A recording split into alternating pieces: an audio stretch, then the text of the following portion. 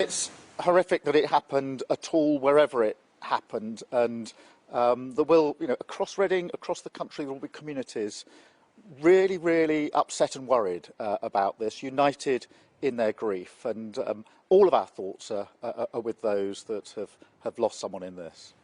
Of course, when it comes to politics, you might be working on different issues, but I imagine when something like this happens, you might want to work with the government on the next steps in this process. What will you be doing as part of the Labour Party to help move this forward to a positive conclusion and bring about justice? It's very important that the investigation runs its course, but I will want to work with the government in response to this, to look at whether there's lessons that can be learned, whether there need to be changes to the law.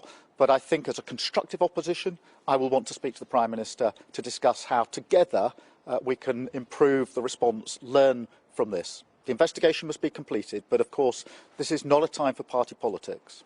We heard from Neil Basu earlier saying in his statement that the threat level is remaining at the same level as it was before this happened. Should that provide some form of reassurance to the wider public? Well, we'll have to look at that, and I'll want to talk to the Prime Minister about it.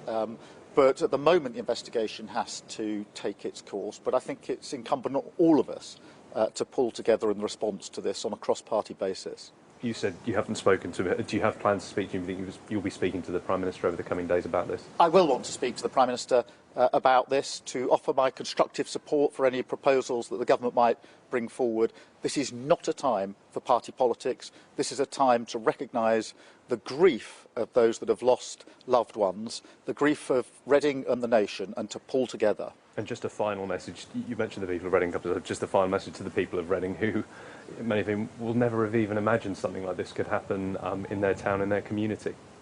My message to them is that we understand, we feel the grief. We thank our responders, the NHS and the police.